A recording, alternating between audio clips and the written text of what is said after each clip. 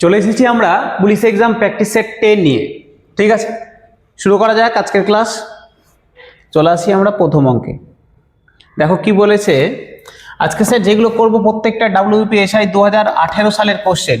ঠিক আছে, প্রত্যেকটাই WBPSI 2018 সালের কোশ্চেন। 1 নম্বর কোশ্চেনে আসি। বলছে 3 ব্যক্তির বর্তমান বয়সের অনুপাত 4:7:9। 8 বছর আগে তাদের বয়সের যোগফল ছিল 56। 8 বছর আগে 56 ছিল, তাহলে তাদের বর্তমান বয়স নির্ণয় করো। দেখো তো, 3 জনের বয়সের অনুপাত দিয়ে দিয়েছে 4:7:9। এটা কিন্তু বর্তমান বয়সের অনুপাত, মানে একজনের বয়স যদি 4x হয় এখন, তাহলে আরেকজনের 7x হবে, আরেকজনের 9x হবে না? এটা যদি অনুপাত হয় তাহলে একজনের 4x হলে একজনের 7x, একজনের 9x হবে। এটা বর্তমানে কিন্তু। আচ্ছা, তারপরে কি বলেছে, 8 বছর আগে তাদের বয়সের যোগফল ছিল 56। 56 বছর ছিল তাদের 8 বছর আগে 3 জনের বয়সের যোগফল। তাহলে এখন 3 জনেরই বয়স 8 করে বেড়ে গেছে না? 8 করে 3 জনেরই বাড়বে। তাহলে 3 জনের যদি 8 করে বাড়ে, তাহলে টোটালে দেখো তো 24 বছর বেড়ে গেছে না? 24 কিভাবে আসলো স্যার? 8 × 3 করে দিই। 8 × 3 বলছে 8 করে 3 জনেরই এখন বেড়ে গেছে। তাহলে টোটালে কত বেড়েছে? 24 বেড়ে গেছে। বোঝা গেল? বলছি, আরেকবার বলছি, বর্তমানে তাদের বয়সের অনুপাত দেওয়া আছে 4:7:9। তার মানে একজনের যদি 4x হয়, আরেকজনের 7x, আরেকজনের 9x। তারপরে বলেছে 8 বছর আগে তাদের বয়সের যোগফল ছিল 56।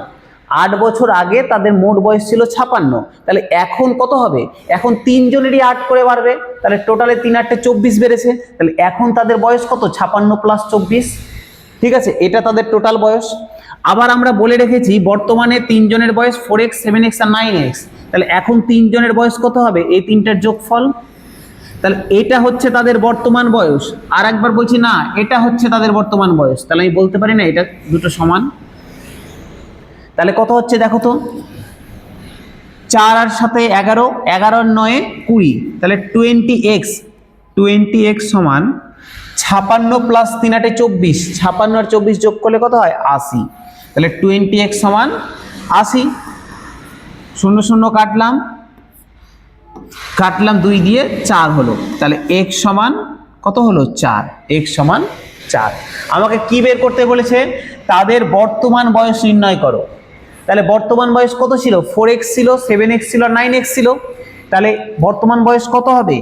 একজনের 4 × x এর ভ্যালু কত? 4। তাহলে 4 × 4 মানে 16। আরেকজনের কত ছিল? 7x। তাহলে 7 × 4, 4 7 28। আরেকজনের কত ছিল? 9 × x। তাহলে 9 × 4, তাহলে 4 9 36। তাহলে 3 জনের বর্তমান বয়স কত? একজনের 16, একজনের 28, একজনের 36। তা দেখো 16 28 36, option number b. Option b হয়ে গেল আমাদের অ্যান্সার। ঠিক আছে, চলে আসি আমরা পরবর্তী কোশ্চেন। WBPSI 2018 সালের কোশ্চেন স্যার। ঠিক আছে, পরবর্তী কোশ্চেনে আসি। দেখো কি বলেছে। বলছে একটি কাজ A 10 দিনে, B 12 দিনে এবং C 15 দিনে করতে পারে। তারা একসাথে কাজটি শুরু করার 2 দিন পরে A এবং কাজটি সম্পন্ন হওয়ার 4 দিন আগে C চলে যায়। তাহলে কাজটি শেষ হতে টোটাল কত সময় লেগেছিল? কি বলেছে? 3 জন ব্যক্তি আছে। 3 জন ব্যক্তি আছে, A, B আর C। বলছে A একটা কাজ করতে পারে 10 দিনে, A করতে পারে 10 দিনে, B করতে পারে 12 দিনে আর C করতে পারে 15 দিনে। A একটা কাজ 10 দিনে করে, B 12 দিনে করে, C 15 দিনে করে। ঠিক আছে, আমরা করব কি? আমরা মোট কাজটা ধরে নেব। কত ধরবো? এই 10 12 আর 15 লসাগু। 10 12 আর 15 লসাগু। আমরা লসাগু বের করছি কার? 10 12 আর 15। দেখো 10 12 আর 15 লসাগু করলে 60 হবে না? 10 12 15 লসাগু 60। তাহলে আমি ধরে নিলাম যে মোট কাজটা হচ্ছে 60। এ 10 দিনে করে 60 অংশ কাজ, এ 10 দিনে করে 60 ইউনিট কাজ। তাহলে একদিনে কত করবে? 10 60 ভাগ 10 মানে 6 ইউনিট। তাই তো? তাহলে এটাই এর ক্ষমতা বা এফিসিয়েন্সি। এর এফিসিয়েন্সি কত? 6। দেখো 10 দিনে করে 60, তাহলে একদিনে কত করবে? 60 ভাগ 10, 6। বি 12 দিনে করে 60, তাহলে একদিনে কত করবে? 60 ভাগ 12 মানে 5, তাহলে বি এর এফিসিয়েন্সি ক্ষমতা 5। সি 15 দিনে করে 60, তাহলে একদিনে কত করবে? 4। তাহলে দেখো এর ক্ষমতা পেয়ে গেছি, বি এর ক্ষমতা পেয়ে গেছি, সি এর ক্ষমতা পেয়ে গেছি। এবার কি বলেছে দেখো, এবার প্রথম থেকে আসি কোশ্চেনে। বলেছে তারা একসাথে কাজটা শুরু করলো। তাহলে বলো তো, এর ক্ষমতা জানি, বি এর জানি, সি এর জানি, তাহলে তাদের এ প্লাস বি প্লাস সি এর একসাথে বলতে পারবো না কত? এ প্লাস বি প্লাস সি এর একসাথে কত হবে? এর 6, বি এর 5, 6, 5 আর 4। তার মানে এদের একসাথে ক্ষমতা কত? 30 ইউনিট। মানে এ বি সি একসাথে 30 কেন 15, 6 × 10 আর 5 15 ইউনিট। তাহলে এ বি সি একসাথে একদিনে 15 ইউনিট কাজ করতে পারে। এবার কি বলেছে, তারপরে কি বলেছে? বলছে শুরু করার 2 দিন পরে এ চলে গেছে। তার মানে 2 দিন কাজটা শুরু হয়েছে, শুরু হলো, 3 জন মিলেই শুরু করলো, 2 দিন পর এ চলে গেল। তার মানে কি প্রথম 2 দিন তো 3 জনই করেছে, 2 দিন পরে এ ছেড়ে দিয়েছে, তাহলে প্রথম 2 দিন তো 3 জনই করেছে।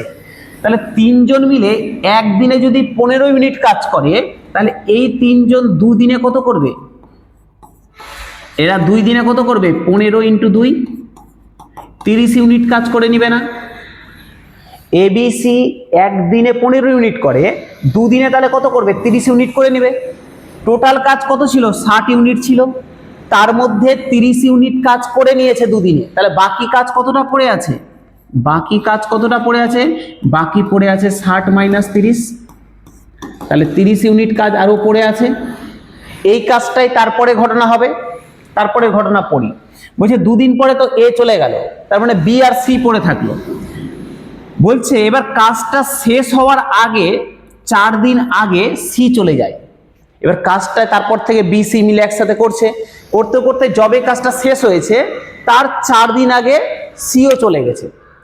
তার মানে লাস্টের 4 দিন, দেখো তো, বলছে কাজটা শেষ হওয়ার 4 দিন আগে সি চলে গেছে, তার মানে শেষের 4 দিন বি একা কাজ করেছে না? যদি কাজ শেষ হওয়ার 4 দিন আগে সি চলে যায়, তাহলে ওই 4 দিন বি একা করেছে। তাহলে বি যদি একা করে থাকে, বি যদি, আমার কাছে বাকি কাজ কতটা আছে? 30 ইউনিট। দেখো তো এখানে করে দিই। বলছে বি একা কত করে? একদিনে 5 ইউনিট করে, একদিনে 5 ইউনিট করে। তাহলে 4 দিন বি একা করেছে, 4 দিনে কত করবে? 20 ইউনিট কাজ করবে। তাহলে ছিল কত? 30 ইউনিট কাজ ছিল, তার মধ্যে বি একা 20 ইউনিট করে নিয়েছে। তাহলে আর কতটা রিমেনিং পড়ে থাকলো? তাহলে বাকি কাজটা দেখো, যে বাকি কাজটা পড়ে থাকলো 30 - 20, এই যে 10 ইউনিট যে আরো কাজ পড়ে থাকলো, এই 10 ইউনিট কাজটাই বি আর সি দুজন মিলে করেছে, কারণ এ তো নাই। এই 10 ইউনিট কাজটাই বি আর সি দুজন মিলে করেছে। আমাকে এটাই বলেছে যে এবার আমি টোটালটা কত ইউনিট, মানে কত দিনে তারা কাজটা করেছে। দেখো কথা প্রথম থেকে পুরো জিনিসটাকে এবার সামারাইজ করি। কি বলেছে? একটা কাজ এ বি সি, এ করছিল 10 দিনে, বি করছিল 12 দিনে, সি করছিল 15 দিনে। তাহলে আমি ধরে নিলাম এই 12, 10 আর 15 লসাগু হচ্ছে 60। আমি ধরে নিলাম টোটাল কাজটা 60 ইউনিট ছিল। এ যদি 10 দিনে 60 ইউনিট করে, তাহলে একদিনে কত করবে? 6। একদিনে যেটা করে সেটাই তার ক্ষমতা, তার মানে এর ক্ষমতা 6। বি 12 দিনে করে 60, তাহলে ক্ষমতা কত? 5, 60 ভাগ 12। সি 15 দিনে করে 60, তাহলে ক্ষমতা কত? 4। তাহলে এর ক্ষমতা পেয়ে গেলাম, বি এর ক্ষমতা পেয়ে গেলাম, সি এর ক্ষমতা পেয়ে গেলাম। তাহলে এ বি সি এর টোটাল ক্ষমতা কত হবে? 6 + 5 + 4 15। বলেছে তারা প্রথম 2 দিন তারা 3 জনই কাজ করেছে। তাহলে একদিনে যদি 15 ইউনিট করে, তাহলে 2 দিনে 30 ইউনিট করেছে। তাহলে 30 ইউনিট কাজ তারা 2 দিনে করেছে। বাকি কাজ কতটা পড়ে থাকলো? 60 থেকে 30 বাদ, তাহলে বাকি 30 ইউনিট পড়ে থাকলো। বলছে শেষের কাজটা শেষ হওয়ার 4 দিন আগে সি চলে গেছিল, তার মানে লাস্টের 4 দিন, শেষের 4 দিন বি একা করেছিল কাজটা। তাহলে বি যদি একদিনে 5 ইউনিট করে, তাহলে 4 দিনে কত করবে? 20 ইউনিট। তার মানে কাজ 30 ইউনিট পড়েছিল, তার মধ্যে বি একা করেছে 20 ইউনিট, তার মানে আর বাকি থাকলো কত? 10। এই 10 ইউনিট কাজটাই বি আর সি দুজন মিলে করেছে। তাহলে বলো তো বি আর সি এর ক্ষমতা কত? বি আর সি এর ক্ষমতা কত? এরা দুজনের এফিসিয়েন্সি কত? 5 + 4 9 না? 9। তাহলে বি আর সি দুজন মিলে একদিনে 9 মিনিট কাজ করে, তাহলে ওদেরকে 10 ইউনিট কাজ করতে কতদিন লাগবে? বি প্লাস সি এদের 9 ইউনিট করতে লাগে একদিন। তাহলে 10 ইউনিট করতে কত লাগবে? 1/9 ইন্টু 10, মানে 10/9 দিন, 10/9 দিন। তার আমার টোটাল কাজটা করতে কতদিন লাগলো? প্রথমে 2 দিন করেছিল, শেষে 4 দিন বি একা করেছিল, তাহলে 4 দিয়ে 6 আর হচ্ছে এই যে 10/9। তাহলে টোটাল সময় কত লেগেছে? টোটাল সময় লেগেছে, এটা মুছে দিই, বোঝা গেছে এটা? তাহলে টোটাল সময় কত লাগবে? 6, প্রথম 2 দিন সবাই করেছে, শেষের 4 দিন বি করেছে, তাহলে 2 আর 4 6, আর বাকি কাজটা বি আর সি মিলে 10/9 দিনে করেছে, তাহলে 6 + 10/9, এটা হয়ে যাবে আমাদের অ্যান্সার। তাহলে টোটাল কাজ কত স্যার? টোটাল কাজ করতে কত সময় লেগেছে? 2 + 4 + 10/9, তাহলে কত হলো? 6 + 10/9। তাহলে 6 নং 54, 54 আর 10 64, 64/9 দিন লেগেছে টোটাল কাজটা করতে। তাহলে অপশন দেখো, অপশন নাম্বার সি, 64/9 দিন লেগেছে টোটাল কাজটা করতে। অপশন সি হয়ে গেল অ্যান্সার। WPSI 2018 সালের কোশ্চেন। আজকে আমরা যতগুলো করব প্রত্যেকটাই 2018 সালে WPSI এর কোশ্চেন, ঠিক আছে? বোঝা গেল? চলে আসি আমরা পরের অঙ্কে।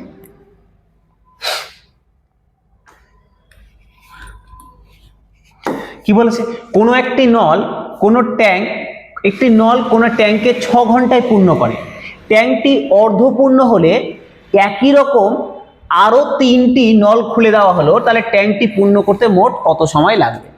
বলছে একটা নল দিয়ে একটা ট্যাঙ্ক 6 ঘন্টায় পূর্ণ হয়ে যায়। দেখো তো, একটা নল দিয়ে একটা ট্যাঙ্ক 6 ঘন্টায় পূর্ণ হয়ে যায়, তাহলে ট্যাঙ্কটা অর্ধপূর্ণ হয়ে গেছে। তাহলে অর্ধপূর্ণ, যদি ওকে ফিল আপ করতে যদি 6 ঘন্টা লাগে, এক অংশ ফিল আপ করতে যদি 6 ঘন্টা লাগে, তাহলে অর্ধেক ফিল আপ করতে কত লাগবে? 3 ঘন্টা লাগবে না? 6/2, 3 ঘন্টা লাগবে। তাহলে 3 ঘন্টাতে অলরেডি হাফ ফিল আপ হয়ে গেছে, বাকি আরো 3 ঘন্টা লাগতো। দেখো 6 ঘন্টা লাগে ওর টোটাল ফিল আপ করতে ট্যাঙ্কটাকে, অর্ধেক ফিল আপ 3 ঘন্টায় অর্ধেক ফিল আপ করে দিয়েছে, অর্ধেক ফিল আপ 3 ঘন্টায় হয়ে গেছে, তাহলে বাকি অর্ধেক যেটা পড়ে আছে ওটা আরো 3 ঘন্টা লাগতো। কিন্তু বলেছে যে একই রকম আরো 3টা নল খুলে দিলাম, হাফ যখন পূর্ণ হয়ে গেছে আরো 3টা নল একই রকম খুলে দিলাম, তাহলে টোটাল কতক্ষণে ফিল আপ হবে? তাহলে যে নলটা ছিল ওই নলটা বাকি কাজটা 3 ঘন্টা করতো, তাহলে বাকি কাজ করতে ওই নলটার কত লাগতো? 6 - 3, 3 ঘন্টা লাগতো, বাকি কাজটা করতে 3 ঘন্টা লাগতো। এবার ওই নলটার 3 ঘন্টা লাগতো, তাহলে একই রকম 3টা নলের যদি লাগিয়ে দিই কাজে, তাহলে 1 ঘন্টা করে লাগবে না? দেখো তো, একটা নল যদি 3 ঘন্টায় একটা কাজ করে, তাহলে 3টা নল মিলে যদি কাজটা করে তাহলে কতক্ষণ লাগবে? এটা তো একটা নলের ছিল, একটা নল যদি 3টা নল লাগিয়ে দিই, তাহলে বাকি কাজটা কতক্ষণ সময় লাগবে? 3/3, 1 ঘন্টা লাগবে। বুঝতে পারলে? যে বাকি কাজটা, বাকি যে অর্ধেকটা ছিল, ওই অর্ধেকটা ওই নলটার ফিল আপ করতে আরো 3 ঘন্টা লাগতো, কিন্তু যদি আমি একই রকম 3টা নল লাগিয়ে দিই, তাহলে 1 ঘন্টায় কাজটা হয়ে যাবে না? 3/3 1 ঘন্টায় হয়ে যাবে না? 1 ঘন্টা 1 ঘন্টা 1 ঘন্টা করে 3 ঘন্টায় করে দিবে 3 জন মিলে, ঠিক আছে? তাহলে টোটাল কতক্ষণ সময় লাগলো? টোটাল লাগলো 3 ঘন্টা, তো প্রথমে লেগেছিল ওই অর্ধেক করতে, আর পরে আরো 1 ঘন্টা লাগলো, তাহলে টোটাল সময় লাগলো 4 ঘন্টা। বুঝতে পারলে? বলেছে একটা নল একটা চৌবাচ্চাকে বা ট্যাঙ্কিকে পূরণ করতে 6 ঘন্টা লাগে, ও অর্ধেক পূরণ করে দিয়েছে, তাহলে অর্ধেক পূরণ করেছে 3 ঘন্টায়, 3 ঘন্টা চলে গেছে, তাহলে বাকি আরো যেটা অর্ধেক পড়ে থাকলো ওটাতে আরো 3 ঘন্টা লাগতো, কিন্তু অর্ধেক পূরণের পর আরো 2টা নল লাগিয়ে দিয়েছে। প্রথমে একটা ছিল, ও সরি, এখানে বলেছে আরো 3টা নল লাগিয়েছে, মানে 4টা নল লাগিয়েছে, 4টা নল লাগিয়েছে, এটা হবে না, 4 ঘন্টা হবে না। একটা ছিল আরো 3টা লাগিয়েছে, তার মানে 4টা নল লাগিয়েছে, 4টা লাগিয়েছে। তাহলে কত হবে? 4টা নল কতক্ষণ টাইম লাগবে? 3/4 ঘন্টা লাগবে, 3/4 ঘন্টা। তাহলে 3/4 ঘন্টা মানে কত মিনিট? 3/4 ইন্টু 60, 4 15 60, এত মিনিট। তাহলে 3 15 45 মিনিট, 45 মিনিট। ঠিক আছে, 3টা নল নাই, এখানে আরো কথাটা বলেছে, একটা তো ছিল আরো 3টা লাগিয়েছে, মানে 4টা নল হয়ে গেছে। তাহলে একটা নলের যদি 3 ঘন্টা লাগে, তাহলে 4টা নলের কত লাগবে? বাকিটা করতে 45 মিনিট লাগবে। তাহলে টোটাল সময় কত লাগবে? 3 ঘন্টা প্লাস 45 মিনিট, 3 ঘন্টা প্লাস 45 মিনিট, মানে 3 ঘন্টা 45 মিনিট। ঠিক আছে, 3 ঘন্টা 45 মিনিট। তাহলে অপশন নাম্বার বি হয়ে গেল 3 ঘন্টা 45 মিনিট। ক্লিয়ার হলো? আরেকবার বলে দিই, একটা নল ছিল 6 ঘন্টায় একটা ট্যাঙ্কিকে পূরণ করে, ও অর্ধেক পূরণ করে দিয়েছে, তার মানে 3 ঘন্টা সময় লেগে গেছে। বাকি অর্ধেকটা করতে ওর আরো 3 ঘন্টা লাগতো, কিন্তু বলেছে এখানে আরো 3টি নল অ্যাড করা হলো, তার মানে টোটাল 4টা নল হয়ে গেল। তাহলে একটা নলের বাকি কাজটা করতে যদি 3 ঘন্টা লাগে, তাহলে 4টা নলের কত লাগবে? 3/4 ঘন্টা, মানে 45 মিনিট। তাহলে টোটাল কত সময় লাগলো? টোটাল প্রথমে 3 ঘন্টা লেগে গেছিল, পরে আরো 45 মিনিট লাগলো, 3 ঘন্টা 45 মিনিট লাগলো টোটাল। ঠিক আছে, চলে আসি পরের অঙ্কে। 4 নাম্বার দেখো, বলছে 2 জন লোক এবং 3 জন বালক যে কাজটি 10 দিনে করতে পারে, সেই কাজটি 3 জন লোক ও 2 জন বালক 8 দিনে শেষ করে। তাহলে 2 জন লোক ও 1 জন বালক সেই কাজটা করতে কত সময় লাগবে? খুব ফেমাস অঙ্ক, এই টাইপের অঙ্ক পরীক্ষায় প্রচুর থাকে। ঠিক আছে, আসি। বলছে 2 জন লোক, লোককে আমি এম দিয়ে লিখছি, ম্যান। ঠিক আছে, 2 জন লোক এবং 3 জন বালক, 3 বয়েজ, বয় লিখে দিলাম, বি দিয়ে লিখলাম। 2 জন লোক এবং 3 জন বালক একটা কাজ 10 দিনে করে। আচ্ছা বলো তো, এই 2 জন লোক আর 3 জন বালক একটা কাজ 10 দিনে করে, তাহলে একদিনে যদি ওকে কাজটা করতে হয়, তাহলে এর 10 গুণ করতে হবে না? মানে 20 জন লোক আর 30 জন বালক লাগবে না? ভালো করে বোঝো, 2 জন লোকের আর 3 জন বালকের, 2 জন লোক এবং বলেছে মানে প্লাস, 2 জন লোক এবং 3 জন বালক একটা কাজ 10 দিনে করে। আমি বললাম যদি কাজটাকে একদিনে করতে হয়, তাহলে লোক সংখ্যার সংখ্যাটাকে ম্যান পাওয়ারকে 10 গুণ করে দিব, তাহলে 10 গুণ করে দিলাম, তার মানে এতজন একদিনে করে দিবে। ঠিক আছে, পরের লাইন কি বলেছে? বলেছে সেই একই কাজ 3 জন লোক এবং 2 জন বালক 8 দিনে করে। তাহলে একই কাজ 3 জন লোক এবং 2 জন বালক 8 দিনে করে, তাহলে একদিনে যদি করতে হয়, তাহলে 8 গুণ করে দেব। ঠিক আছে, দেখো তো, একদিনে করতে একটা কাজ এতজন লাগে, আবার বলছি সেম কাজটা একদিনে করতে এতজন লাগে, তাহলে আমি বলতে পারবো না এই দুটো সমান? তাহলে এখান থেকে দেখো তো বেরিয়ে যাবে না? এখান থেকে দেখো 2 দিয়ে কেটে দিলাম 5 হলো, 2 দিয়ে কেটে দিলাম 4 হলো, 5 দিয়ে গুণ করি, 5 দিয়ে 10 এম প্লাস 3 5 15 বি সমান 4, 3 4 12 এম প্লাস 4 3 8 বি। ঠিক আছে, এবার ম্যানগুলোকে একদিকে নিয়ে আসি আর বয়েজগুলোকে একদিকে নিয়ে আসি। দেখো 15 বি ছিল মাইনাস 8 বি, এদিকে প্লাস আছে, এদিকে আসলো মাইনাস হয়ে গেল, মাইনাস 8 বি সমান 12 ম্যান ছিল, 10 ম্যান ছিল, এদিকে দিয়ে চলে গেলাম, মাইনাস হয়ে গেল 10 জন পুরুষ। তাহলে 15 থেকে 8 বাদ দিলে 7 জন বালক সমান 12 থেকে 10 বাদ দিলে 2 জন পুরুষ। তাহলে 7 জন বালক সমান 2 জন পুরুষ। আমি বের করে রাখলাম 7 জন বালক সমান 2 জন পুরুষ। আমার আলটিমেট উদ্দেশ্য ছিল এটাই, এই বালক এবং পুরুষের মধ্যে একটা রিলেশন বের করা। বের করে নিলাম। এবার আমাকে বলেছে যে 2 জন লোক ও 1 জন বালক মিলে সেই কাজটা কত দিনে করবে। আচ্ছা দেখো তো, 2 জন লোক এবং 1 জন বালক মিলে কত দিনে করবে? তাহলে 2 জন লোক এবং 1 জন বালক মানে আমি বলতে পারি না, 2 জন লোক মানে একটু আগেই বের করে রাখলাম 7 জন বালক। তাহলে এই 2 জনের জায়গাতে লোকের জায়গাতে আমি 7 জন বালক লিখতে পারি। তাহলে এটা সমান আমি লিখে দিলাম 7 জন বালক প্লাস 1 জন বালক। কেন স্যার? আমি 2 জন লোক সমান 7 জন বালক বের করে রেখেছিলাম, তাহলে 2 জন লোক সমান আমি 7 জন বালক বসিয়ে দিলাম, তাহলে কতজন হলো? 8 জন বালক। তাহলে আমার বেরিয়ে গেল 8 জন বালক। তার মানে আমাকে অ্যাকচুয়ালি কোশ্চেন তাহলে কি জানতে চেয়েছে? জানতে চেয়েছে 8 জন বালক সেই কাজটা কতদিনে করবে, এটাই জানতে চেয়েছে আমার কাছে কোশ্চেন। ঠিক আছে, এই পর্যন্ত হয়ে গেল। দেখো তো, আমি এই পর্যন্ত মুছে দিই। ঠিক আছে, মুছে দিলাম। আমার কাছে বেরালো 8 জন বালক সেই কাজটা কতদিনে করবে। আচ্ছা দেখো, বলছে একদিনে কাজটা করতে এতটা ম্যান পাওয়ার লাগছিল, এটা হতে পারে বা তুমি এটাও ধরতে পারো, এতটা ম্যান পাওয়ার লাগছিল। তাহলে এই জায়গাতে আমি ইকুয়েশনটা গিয়ে পুট করে দিই, এই জায়গাতে গিয়ে আমি পুট করে দিই যে দেখো তো 2 জন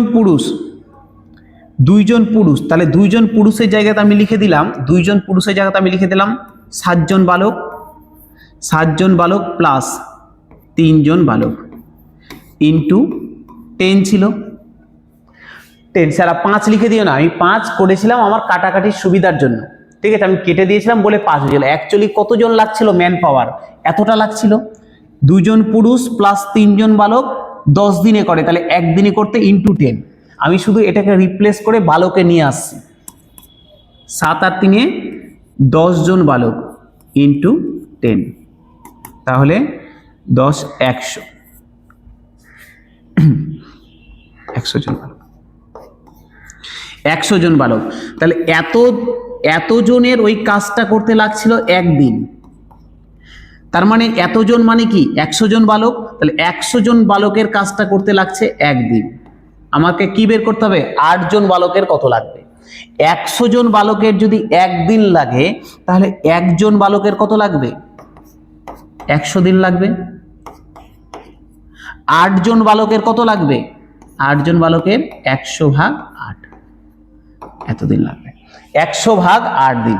তাহলে কেটে দাও, এটাকে যদি কেটে দাও কি হবে স্যার? 4 দিয়ে কেটে দিই, 4 দিয়ে যদি কেটে দিই, 4 25 100, 4 2 8, তাহলে 25/2 দিন, মানে 12.5 দিন। 12.5 বোঝা গেল? কি বললাম এইখান থেকে আরেকবার বলে দিই, তুমি যদি এটা করো যে 7 জন বালক প্লাস 3 জন বালক, 10 জন বালকের 10 দিন লাগে, তাহলে 8 জন বালকের কত লাগবে? একই ব্যাপার। আমি টোটালটাকে করে দিলাম 7 জন বালক প্লাস 3 জন বালক ইন্টু 10, এতজন বালকের একদিন লাগছিল। তুমি যদি না করো, তুমি যদি ভাবো আমি এভাবে করব যে 7 জন বালক প্লাস 3 জন বালকের 10 দিন লাগছিল, তাও একই ব্যাপার। 7 জন বালক প্লাস 3 জন বালক মানে 10 জন বালকের 10 দিন লাগছে, 8 জন বালকের কত দিন লাগবে, তাও একই বেরাবে। আমি তা করিনি, আমি একবারে করেছি, একদিনের হিসাব ধরে করেছি। তাহলে এতজন বালক মানে 100 জন বালক, 100 জন বালকের একদিন লাগছে, 100 জন বালকের একদিন লাগছে, তাহলে 8 জন বালকের কত দিন লাগবে? 25/2 বেরোলো, মানে 12.5 দিন লাগবে। অপশন দেখো, অপশন নাম্বার এ 12.5 দিন, অপশন এ 12.5 দিন। ঠিক আছে, চলে আসি আমরা পরের অঙ্ক, 5 নাম্বার অঙ্কে।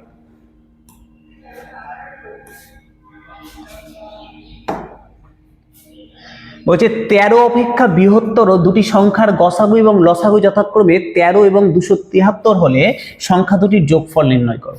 দেখো, দুটা সংখ্যার গসাগু বলে দিয়েছে, দুটা সংখ্যার গসাগু বলে দিয়েছে 13, ওই সংখ্যা দুটার লসাগুও বলে দিয়েছে স্যার, লসাগু বলে দিয়েছে 273। আচ্ছা, আমাকে বলেছে যে সংখ্যাগুলো 13 অপেক্ষায় বড়, 13 থেকে সংখ্যাগুলো বড়, তাহলে সংখ্যা দুটির যোগফল বের করো। তাহলে আমি দেখি পসিবিলিটি যে সংখ্যাগুলো কি কি হতে পারে। তার জন্য আমি লসাগুটাকে আগে ভেঙে নিই। দেখো তো 273কে যদি ভাঙি, এতটুকু তো আমার মাথায় জ্ঞান আছে, 273কে ভাঙছি, যেহেতু গসাগু 13, তার মানে 13 দিয়ে ভাগ যাবেই। তা আমি আগে 13 দিয়ে ভেঙে নিই, 3 দিয়েও যাবে, যা ইচ্ছা করতে পারো। 13 দুগুণা 26, 13কে 13, 3 দিয়ে যাবে, 3 সাথে 21। তার মানে 273কে যদি ভাঙা যায়, তাহলে 13 হয় ইন্টু 3 ইন্টু 7। তার মানে আমি এটা লিখতে পারি না যে সংখ্যাটার গসাগু, আমি এখানে লিখে দিলাম 13 ইন্টু 3 ইন্টু 7। 273 না লিখে আমি এর জায়গাতে এটা লিখে দিলাম। ঠিক আছে, এবার বলেছে সংখ্যাটার গসাগু 13 আর লসাগু হচ্ছে 13 ইন্টু 3 ইন্টু 7। এবার আমি বলতে চাইছি এখান থেকে পসিবিলিটি কি কি আছে ভালো করে বুঝবে, যে এখান থেকে পসিবিলিটি সংখ্যাগুলো হওয়ার পসিবিলিটি কি কি। কেউ বলতে পারো যে স্যার একটা সংখ্যা 13 আমি যদি ধরি, আর একটা সংখ্যা আমি লসাগুটাকেই ধরে নিলাম, আমি ধরলাম একটা সংখ্যা 13 আর একটা সংখ্যা লসাগুটা, তাহলেও তো ওদের গসাগু 13, ধর না একটা সংখ্যা 13 আর একটা এটা, এই দুটোর গসাগু করলে তো 13ই আসবে আর লসাগু করলে তো এটাই আসবে। তাহলে এটাও হতে পারে যে একটা সংখ্যা 13 আর একটা সংখ্যা 273 হতে পারে। তো ওই যে হতে পারতো, কিন্তু কোশ্চেনে একটু আমাকে বলে দিয়েছে যে সংখ্যাগুলো 13 অপেক্ষায় বৃহত্তর, 13 থেকে বড় হবে দুটোই সংখ্যা, তার মানে এই পসিবিলিটিটা আমরা নিতে পারবো না যে একটা 13 আর একটা 273 নিতে পারবো না। তাহলে আর কি পসিবিলিটি হতে পারে? দেখো আমি বললাম যে একটা সংখ্যা 13 ইন্টু 3, যে কোনো একটা 13 ইন্টু 3, তাহলে আর একটা সংখ্যা কত হবে? 13 ইন্টু 7 হবে। আমি এই 3 আর 7 মধ্যে আমি যে কোনো একটাকে দিয়ে দিলাম গসাগুর সাথে। দেখো তো ভালো করে বোঝো, সংখ্যা দুটার গসাগু বলে দিয়েছে 13, তার মানে দুটা সংখ্যাতেই 13 তো কমসে কম আছেই। যেহেতু গসাগু 13, তার মানে সংখ্যা দুটাতে 13 তো আছেই। এবার গল্প, আমি বললাম একটা সংখ্যা 13 হবে আর একটা সংখ্যা, যেহেতু লসাগু 13 ইন্টু 3 ইন্টু 7, তার মানে আমি ধরে নিলাম আর একটা সংখ্যা 13 ইন্টু 3 ইন্টু 7। বলছে এটাও একটা পসিবিলিটি, কিন্তু যদি কোশ্চেনে 13 অপেক্ষায় বৃহত্তর কথাটা না বলা থাকতো তাহলে আমি বলতে পারতাম যে একটা সংখ্যা 13 আর একটা এটাও হতে পারে। কিন্তু যেহেতু কোশ্চেনে বলে দিয়েছে যে একটা সংখ্যা 13 থেকে বড়, তার মানে এই পসিবিলিটি তো হবে না, কারণ এই সংখ্যাটা 13 হয়ে গেল। আমাকে কোশ্চেনে বলেছে 13 থেকে বড় হবে, তাহলে এটা পসিবিলিটি হবে না। তাহলে আর কি পসিবিলিটি হতে পারে?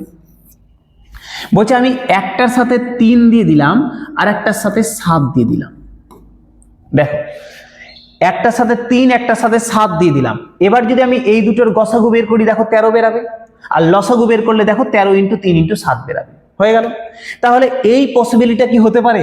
একদম হতে পারে, যা যা বলেছে সবকিছুকে এটা স্যাটিসফাই করে দিয়েছে। দেখো সংখ্যা দুটো 13 থেকে বড় হয়ে গেছে, এদের গসাগু করলে 13 হয়, এদের লসাগু করলে এটা হয়, তাহলে আমি পেয়ে গেলাম সংখ্যা দুটা কি কি। ঠিক আছে, তাহলে করো 3 13 কত হবে? 39, আর একটা হবে 7 13 কত? 100। 7 13 কত হয়? এই 7 13 কত? ওই 91। কি করছি আমি? 7 13 91, এই গেল। এবার বলেছে আমাকে কি জানতে চেয়েছে? জানতে চেয়েছে সংখ্যা দুটির যোগফল নির্ণয় করো। সংখ্যা দুটির যোগফল আমাকে জানতে চেয়েছে, সংখ্যা দুটির যোগফল। তাহলে যোগ করে দিই, 39 প্লাস 91 যোগ করলে কত হবে? 130। তাহলে সংখ্যা দুটির যোগফল 130, অপশন নাম্বার ডি 130। ঠিক আছে, বোঝা গেল? চলে আসি পরের অঙ্ক 6 নম্বরে।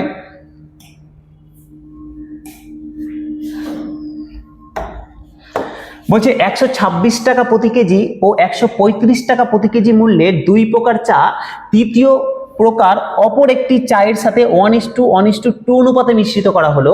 যদি মিশ্রিত চায়ের মূল্য প্রতি কেজি 153 টাকা হয়, তবে তৃতীয় প্রকার চায়ের প্রতি কেজি মূল্য কত? দেখো 3 ধরনের চা আছে যেটা 1:1:2 অনুপাতে মেশানো হয়েছে। এই প্রথম প্রকার চা কতটা নেওয়া হয়েছে? এর দাম কত? 126 টাকা পার কেজি। দ্বিতীয় প্রকার চা, দেখো মনে করো আমরা এরকম অঙ্ক করেছিলাম আগে, দ্বিতীয় প্রকার চায়ের মূল্য কত? 135 টাকা পার কেজি। ঠিক আছে, কতটা নিয়েছি? এই 126 টাকা পার কেজি চায়ের কতটা নিয়েছি? 1 কেজি। 135 টাকা পার কেজি চা কতটা নিয়েছি? 1 কেজি। আর তৃতীয় প্রকার চা কতটা নিয়েছি? 2 কেজি। এটার দাম দেওয়া নাই, আমি ধরে নিলাম x টাকা, ধরে নিলাম x টাকা। তাহলে বলো তো যে আমার টোটাল কত টাকা লাগবে? 126 টাকা কেজি নিয়েছি, কতটা? 1 কেজি। আমার কত লাগলো? 126 টাকা। 135 টাকা কেজি কতটা নিয়েছি? 1 কেজি, লাগবে কত? 135 টাকা। x টাকা কেজি নিয়েছি কত? 2 কেজি, তাহলে লাগবে 2x টাকা। তাহলে টোটাল এই টাকাটা লেগেছে না? কত হয় যোগ করলে?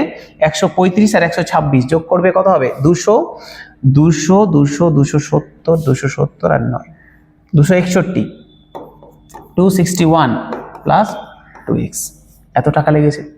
ঠিক আছে, তাহলে এই টোটাল চাটা কিনতে আমার এত টাকা লেগেছে। আমি এত টাকা দিয়ে কত কেজি চাল পেয়েছি?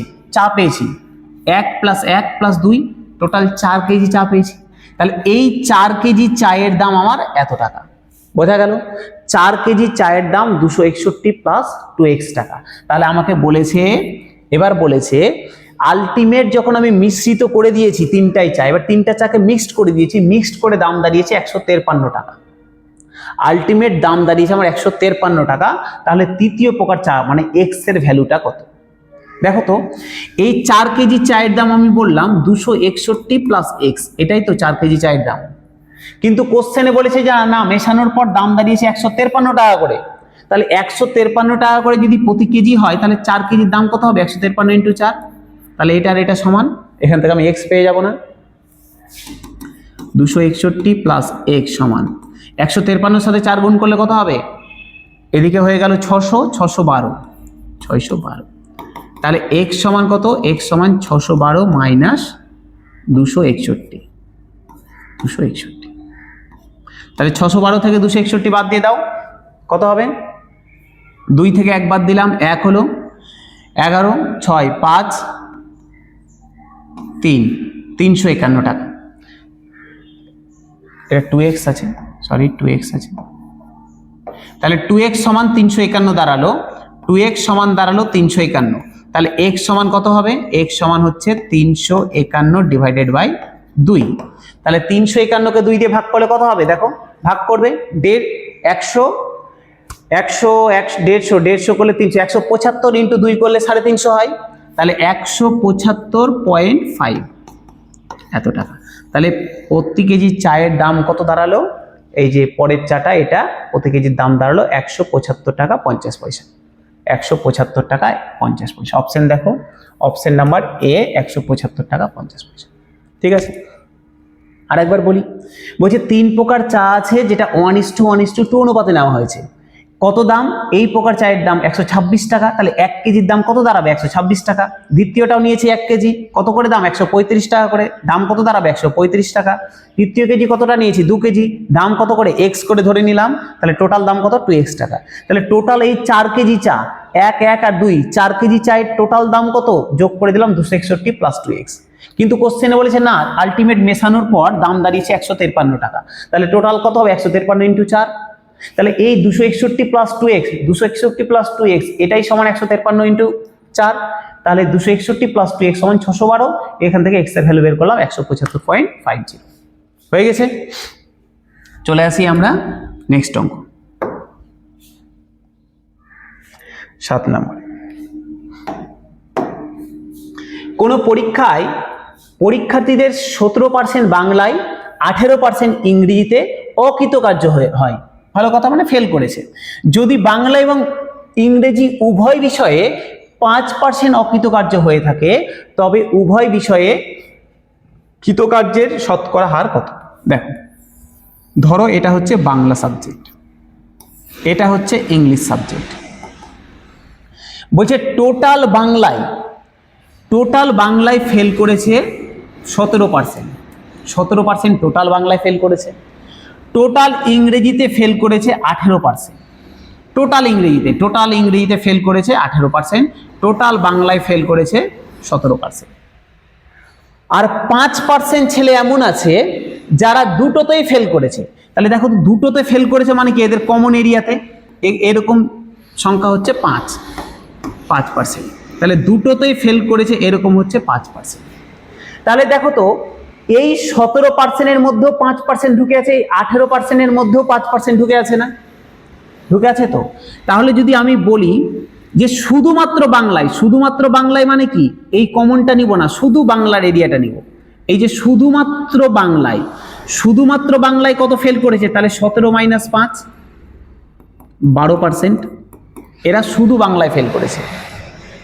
আর যদি বলি শুধু ইংরেজিতে কত ফেল করেছে, তাহলে আমি এখানেও এই কমন এরিয়াটা নিব না, এটা বাদ দিয়ে শুধু ইংরেজিতে কত ফেল করেছে? 18 মাইনাস 5 কত? 13%। বোঝা গেল? টোটাল বাংলায় করেছিল 17%, টোটাল ইংরেজিতে করেছিল 18%। তার মধ্যে 5% এমন আছে যারা দুটাতেই করেছে। তাহলে ওই 5%কে যদি আমি বাদ দিয়ে দিই, 17 থেকে 5কে বাদ দিয়ে দিই, তাহলে যে 12% পড়ে থাকলো, এই 12% শুধুমাত্র বাংলায় পাস করেছে কিন্তু ফেল করেছে, কিন্তু ইংরেজিতে পাস করেছে। একই রকম ভাবে যদি 18 থেকে 5 বাদ দিই তাহলে 13%, এই 13% শুধু ইংরেজিতে ফেল করেছে, ওরা কিন্তু আবার বাংলায় পাস করেছে। ঠিক আছে, তাহলে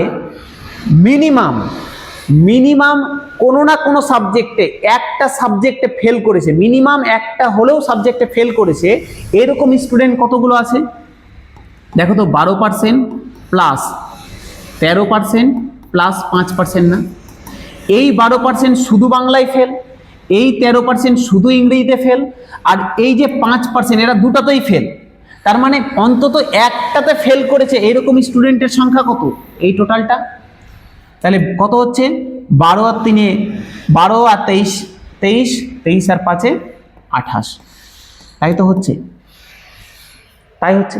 তাহলে এই 28%, 28 হচ্ছে তো 17, 17 থেকে 5 বাদ দিলাম 12, 18 থেকে 5 বাদ দিলাম 13, তাহলে 12 প্লাস সরি 30 হচ্ছে, 12 আর 13 25, 25 আর 5 30, 30%।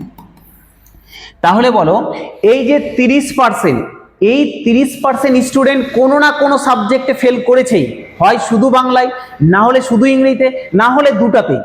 এই 30% স্টুডেন্ট কোনো না কোনোটাতে ফেল করেছেই। আমাকে কি বের করতে দিয়েছে? আমাকে বের করতে দিয়েছে তবে উভয় বিষয়ে কৃতকার্যের সংখ্যা কত। তাহলে বাকি যারা আছে তারা উভয় সাবজেক্টে পাস করেছে, তাহলে উভয় সাবজেক্টে, বোথ সাবজেক্টে পাস করেছে কারা? বোথ সাবজেক্টে করেছে 100 - 30, তার মানে 70%। এই 70% বোথ সাবজেক্টে পাস করেছে। দেখো option number D, option number D. ঠিক আছে, আমরা পরীক্ষায় করব কি? পরীক্ষায় তো এত ছবি টবি আঁকতে হবে না, পরীক্ষায় করব কি? পরীক্ষায় মাথায় রাখবে এরকম ইন্ডিভিজুয়াল সাবজেক্ট যেগুলো দিয়েছে, তার মানে 17% বাংলায় ফেল, ফেলগুলো প্লাস 18% ইংরেজিতে ফেল হয়ে গেল। আর উভয় সাবজেক্টে যেটা করেছে, উভয় সাবজেক্টে যেটা করেছে সেটাকে এখান থেকে শুধু বাদ দিন, তাহলে এটা হয়ে যাবে আমার কোনো না কোনো সাবজেক্টে ফেল করা স্টুডেন্ট। দেখো 18 আর 17 35, 35 থেকে 5 বাদ 30, আমার এই 30টাই বেরিয়েছিল। কি বললাম? এক একটা ইন্ডিভিজুয়াল সাবজেক্টে ফেল করা স্টুডেন্টের পার্সেন্টেজগুলো যোগ করে দেবো, আর লাস্টে গিয়ে উভয় সাবজেক্টে যেটা করেছে সেটাকে বিয়োগ করে দেবো। তাহলে কত হবে? 18 7 17 আর 18 35, 35 থেকে 5 বাদ 30, তাহলে 30% তাহলে কোনো না কোনো সাবজেক্টে ফেল করেছে, তাহলে উভয় সাবজেক্টে পাস করেছে কতজন? 100 - 30 70। এই হয়ে গেল আমার অঙ্ক। ঠিক আছে, চলে আসি পরের অঙ্কে।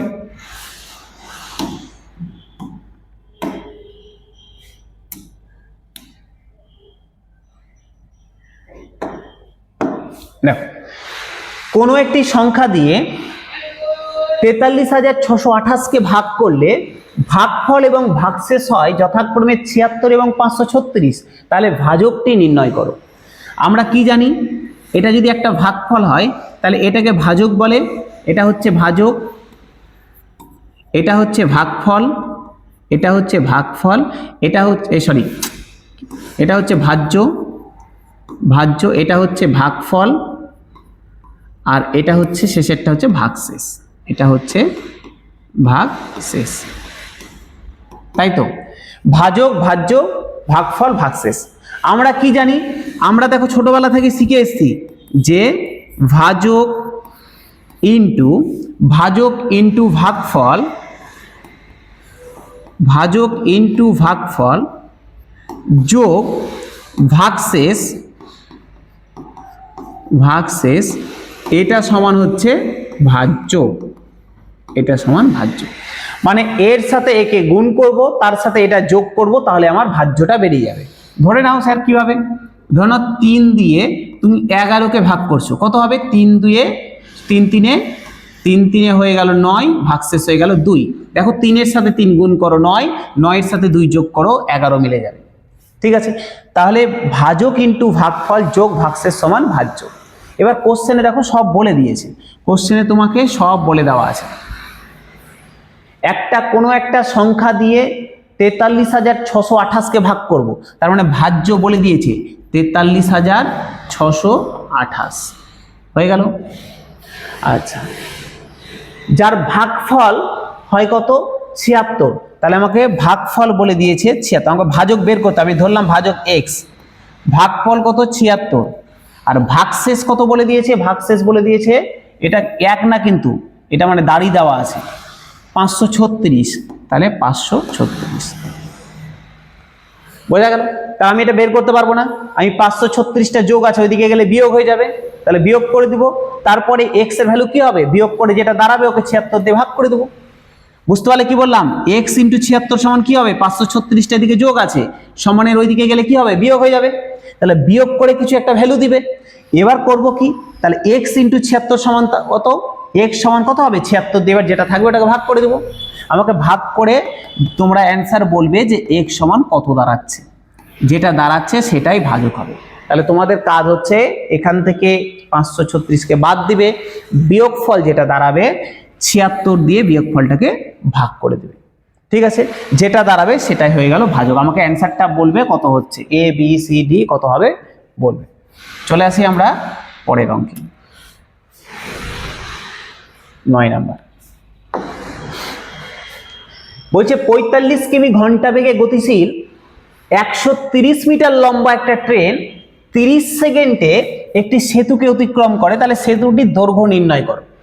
ঠিক আছে, প্রথম কাজ কি, কিলোমিটার পার ঘন্টা আছে, আমাকে এখানে সেকেন্ড বলেছে, তাহলে আমি ওটাকে মিটার পার সেকেন্ডে নিয়ে আসবো। 45 কিলোমিটার পার আওয়ারকে সেকেন্ড নিয়ে আসছি, কিলোমিটার পার আওয়ার থেকে মিটার পার সেকেন্ডে আনতে গেলে 5/18 দিয়ে গুণ করে দিতে হবে। তাহলে কেটে দিই 9 দিয়ে, 9 দুগুণ 18, 5 9 45, তাহলে কত দাঁড়ালো 25/2 এত মিটার পার সেকেন্ড স্পিড পেয়ে গেলাম। বলছে 130 মিটার লম্বা একটা ট্রেন সেতুকে অতিক্রম করেছে, সেতুটার দৈর্ঘ্য নির্ণয় করো। 30 সেকেন্ড অতিক্রম করেছে, 1 সেকেন্ডে ট্রেনটা যায় 25/2 মিটার, তাহলে 30 সেকেন্ডে কত যাবে, ট্রেনটা 30 সেকেন্ডে কত যাবে, তাহলে 25/2 ইন্টু 30 এত মিটার যাবে, তাই তো। 1 সেকেন্ডে যদি 25/2 মিটার যায় তাহলে 30 সেকেন্ড এত যাবে, 2 দিয়ে কেটে দিলাম, কত হলো 15, 15 ইন্টু 25 করো, 5 15 75 5 হাতে থাকলো 7, 15 2 30, 30 আর 7 37 এত মিটার। তাহলে ট্রেনটা 30 সেকেন্ডে যায় এত মিটার। এবার দেখো, আগেও বলেছি আবারও বলছি, কোনো সেতুকে অতিক্রম করা, প্ল্যাটফর্মকে অতিক্রম করা, এই জিনিসগুলো যখন দেওয়া থাকবে বা কোনো টানেলকে অতিক্রম করা, তখন এটার মানে হচ্ছে যে ট্রেনটা নিজের দৈর্ঘ্য যায় প্লাস টানেলটার দৈর্ঘ্য বা প্ল্যাটফর্মটা বা সেতুটার দৈর্ঘ্য যায়। আর যদি কোনো ব্যক্তিকে অতিক্রম করে তাহলে ট্রেনটা শুধু নিজের দৈর্ঘ্য যায়। তাহলে এই ক্ষেত্রে কি বলেছে, সেতুকে অতিক্রম করছে, তার মানে এই 375 মিটার হচ্ছে ট্রেনটার নিজের দৈর্ঘ্য প্লাস সেতুর দৈর্ঘ্য। তার মানে এটা হচ্ছে ট্রেনটার নিজের দৈর্ঘ্য, মানে ট্রেনটার দৈর্ঘ্য প্লাস সেতুর দৈর্ঘ্য। ঠিক আছে, সেতুর দৈর্ঘ্য। ট্রেনটার দৈর্ঘ্য তো বলে দিয়েছে কোশ্চেন 130 মিটার, তাহলে সেতুর দৈর্ঘ্য পেয়ে যাব না। তাহলে ট্রেনটার দৈর্ঘ্য, তাহলে আমি এখানে বলতে পারি 375 সমান 130 প্লাস যে সেতুটা রয়েছে তার দৈর্ঘ্য। তাহলে সেতুর দৈর্ঘ্য কত হবে, 375 মাইনাস 130, তাহলে সেতুর দৈর্ঘ্য কত হবে 375 মাইনাস 130, 375 মাইনাস 130 সমান হচ্ছে সেতুর দৈর্ঘ্য। ঠিক আছে, তাহলে 375 থেকে 130 বাদ দিলে কত হয়, 375 থেকে 130 বাদ দিয়ে দাও, কত হবে এখানে করে দিই, সমান 5 থেকে 0 বাদ দিলাম 5 হলো, 7 থেকে 3 বাদ দিলাম 4 হলো, 3 থেকে 1 বাদ দিলাম 2 হলো, তাহলে 245 মিটার হচ্ছে সেতুটার দৈর্ঘ্য। অপশন দেখো, option number a 245 meter, 245 meter হয়ে গেল অ্যান্সার। ঠিক আছে, চলে আসি আমরা পরের অঙ্কে, 10 নম্বরে আসি। বলছে কিছু টাকা বার্ষিক 5% সরল সুদের হারে কত বছরে 3 গুণ হবে।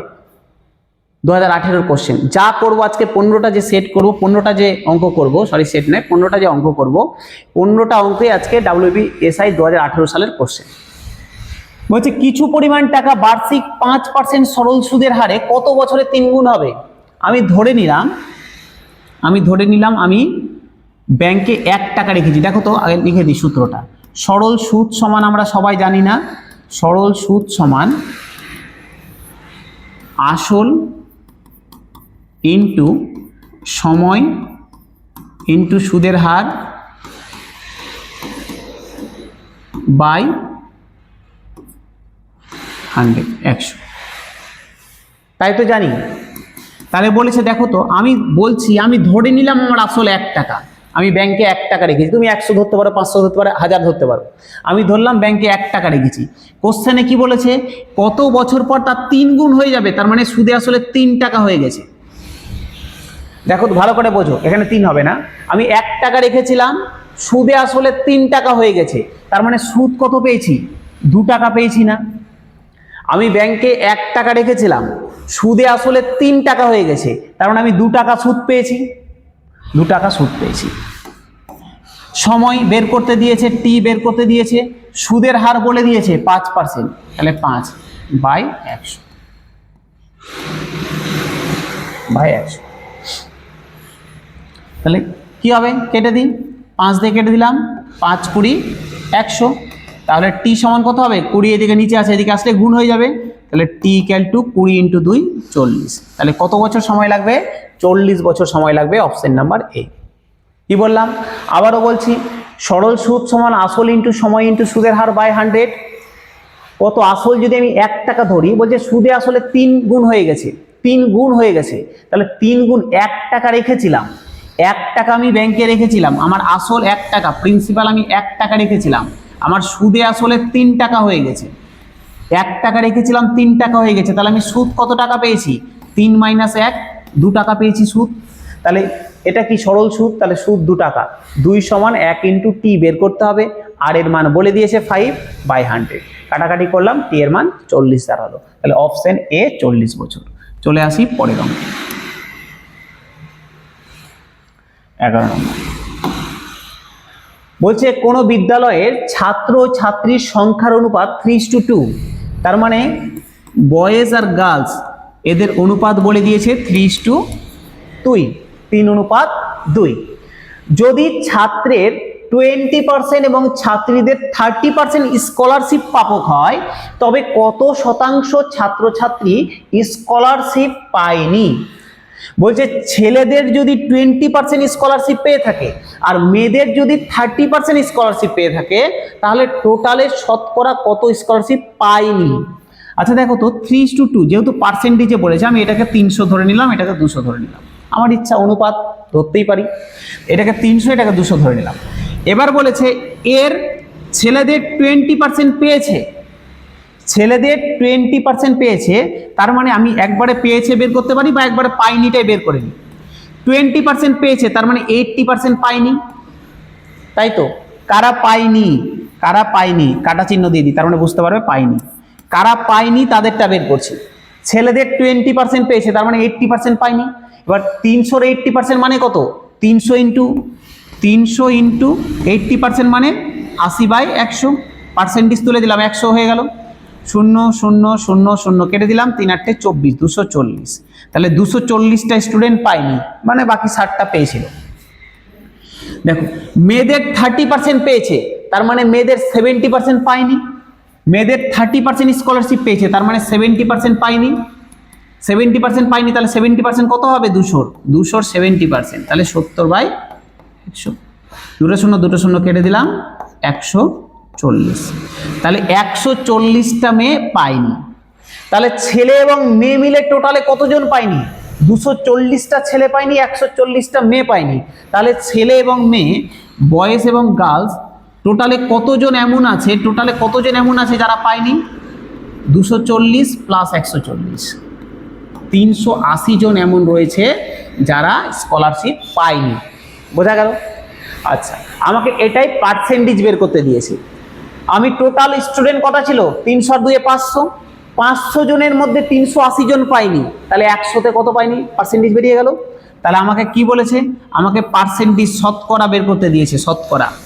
তাহলে দেখো 500তে 380 জন পাইনি, তাহলে 100তে কত পাবে না, 2 0 2 0 কেটে দিলাম, 5 দিয়ে কাটছি, 5 7 35, 30, 5 6 30, তাহলে 76% পাইনি। কত পাইনি, 76% স্কলারশিপ পাইনি। অপশন নাম্বার ডি, 76% পাইনি। ঠিক আছে, অপশন ডি 76% পাইনি। চলে আসি পরের অঙ্কে।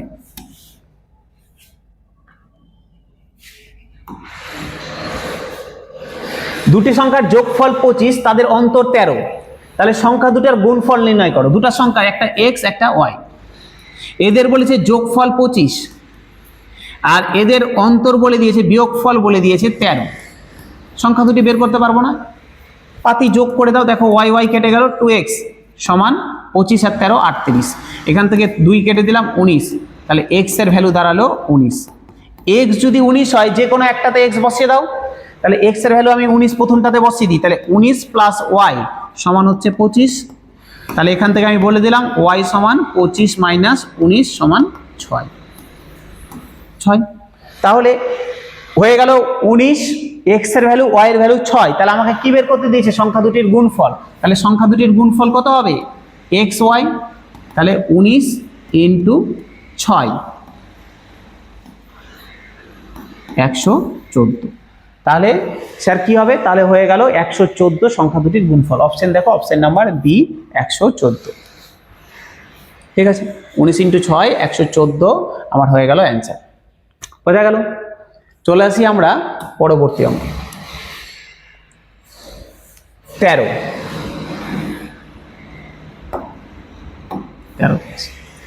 বলছে একটি ক্রিকেট খেলায় প্রথম 10 ওভারের রানের গড় ছিল 3.2, 282 রান তুলতে হলে বাকি 40 ওভারে তাকে কত গড় করতে হবে? একদম পাতি জিনিস। দেখো 10 ওভারে রানের গড় ছিল 3.2, তাহলে টোটাল কত করেছিল? 3.2 ইন্টু 10, তাহলে পয়েন্ট আছে এখানে 10 আছে, তাহলে কি হবে? যদি না পারো ভেঙে করে নিবে, এটাকে ভেঙে দিই, 3.2 তার মানে পয়েন্ট উঠিয়ে দিলাম নিচে 1, পয়েন্টের পরে একটা শূন্য আছে, একটা শূন্য বসিয়ে দিলাম, 10 10 কেটে দিলাম 32। তাহলে 10 ওভারে টোটাল কত রান করেছে? 32 রান করেছে। ওকে কত রান তুলতে হবে? 282 রান তুলতে হবে বাকি 40 ওভারে। তাহলে দেখো 282 রানের মধ্যে আমাকে 32 রান অলরেডি হয়ে গেছে। কোশ্চেন দেখো কি বলেছে, একটা ক্রিকেট খেলায় প্রথম 10 ওভারের গড় ছিল 3.2, তার মানে 10 ওভারে 32 রান করেছে। 282 রান তুলতে বাকি 40 ওভারে কত করে গড় করতে হবে? তাহলে আমাকে টোটালে 282 রান তুলতে হবে, আমি 32 তুলে নিয়েছি, তাহলে বাকি রান কত পড়ে থাকলো? বাকি কত রান আর তুলতে হবে? 282 থেকে 32 বাদ দিয়ে দিলাম, কত তুলতে হবে? 250 রান তুলতে হবে না? এই 250 রান তুলতে হবে বাকি 40 ওভারে, তাহলে গড় কত? তাহলে এই 250কে 40 দিয়ে ভাগ করে দিলাম, 0 0 কেটে দিলাম, 4 দিয়ে কাটছি, 4 6 24, 1 পড়ে থাকলো, দশমিক নিলাম 0, 4 2 8, 4 5 20, তাহলে আমার গড় হয়ে গেল 6.25। আমার গড় হয়ে গেল 6.25, অপশন নাম্বার সি 6.25। ঠিক আছে, অপশন নাম্বার সি 6.25। চলে আসি আমরা পরবর্তী অঙ্কে। তিনটি সংখ্যার গড় 77, প্রথম সংখ্যাটি দ্বিতীয় সংখ্যার দ্বিগুণ এবং দ্বিতীয় সংখ্যাটি তৃতীয় সংখ্যার 3 গুণ। তাহলে আমি দেখো তো, আমি যদি ধরে নিই তৃতীয় সংখ্যাটা x, 3 নম্বর সংখ্যাটা x, এটা 2 নম্বর সংখ্যা, এটা 1 নম্বর সংখ্যা। বলেছে দ্বিতীয় সংখ্যাটি, দেখো প্রথম সংখ্যা দ্বিতীয় সংখ্যার দ্বিগুণ, দ্বিতীয় সংখ্যাটি তৃতীয় সংখ্যার দ্বিগুণ, দ্বিতীয় সংখ্যাটা তৃতীয় সংখ্যার দ্বিগুণ, তাহলে এটা x হলো, এটা 2x, দ্বিতীয় সংখ্যাটি তৃতীয় সংখ্যার দ্বিগুণ হয়ে গেল। তারপরে কি বলেছে? প্রথম সংখ্যাটি দ্বিতীয় সংখ্যার দ্বিগুণ, প্রথম সংখ্যাটা আবার এর দ্বিগুণ, তার মানে এটা 4x, তাই তো? তাহলে এদের যোগফল কত হবে? তাহলে যোগফল কত হবে? 4x plus 2x plus x, এটাই যোগফল হবে। আমাকে কোশ্চেনে বলেছে সংখ্যা তিনটির গড় বলে দিয়েছে 77, তাহলে আমি বলতে পারি না এদের যোগফল 77 ইন্টু 3, তাহলে এখান থেকে বের করো 6x আর x 7x, 7x সমান 77 ইন্টু 3, তাহলে x সমান কত হবে? x সমান 77 ইন্টু 3 ডিভাইডেড বাই 7, 7 দিয়ে কেটে দিলাম 11, 3 11 33। আমাকে কি বের করতে দিয়েছে? সংখ্যা তিনটি নির্ণয় করুন। তাহলে একটা সংখ্যা x এর ভ্যালু 33 বেরিয়ে গেল, তাহলে আমি বলতে পারবো এই সংখ্যাটা 33 ছিল। এটা কত ছিল? 33 ইন্টু 2 66 ছিল। এটা কত ছিল? 33 ইন্টু 4, 33 ইন্টু 4 করলে কত হবে? 132, তাহলে 132, 66 আর 33, 133 ইন্টু 4, এটা 132 হবে। ঠিক আছে, 132, 66 এবং 33 হয়ে গেল অপশন নাম্বার ডি। চলে আসি আজকের শেষ অঙ্ক। আজকের শেষ অঙ্কে আছে আছে একটি নৌকা স্রোতের প্রতিকূলে কোনো দূরত্ব 8 ঘন্টা 48 মিনিট অতিক্রম করে এবং স্রোতের অনুকূলে সমদূরত্ব 4 ঘন্টায় অতিক্রম করে, তাহলে নৌকার বেগ এবং স্রোতের বেগের অনুপাত নির্ণয় করো। স্রোতের অনুকূলে আর প্রতিকূলে, অনুকূলকে আমি ডাউন স্ট্রিম লিখলাম, ডিএস দিয়ে লিখলাম, এটা মানে হচ্ছে অনুকূল, আর প্রতিকূলকে আমি আপ স্ট্রিম ইউএস দিয়ে লিখলাম। ঠিক আছে, সময়ের আমি দেখো তো দুটোর আমি সময়ের অনুপাতটা বের করছি। অনুকূলে কত সময় লাগছিল? 4 ঘন্টা না? অনুকূলে লাগছিল 4 ঘন্টা, আর প্রতিকূলে কত লাগছিল? 8 ঘন্টা 48 মিনিট। 8 ঘন্টা 48 মিনিট, মিনিটটাকে আমি ঘন্টায় ট্রান্সফার করলাম, তাহলে 48 ভাগ 60, 12 দিয়ে কেটে দিলাম, 4 12 48, 5 12 60, তার মানে 5 8 40 আর 4 44/5। এই আমার ঘটনা।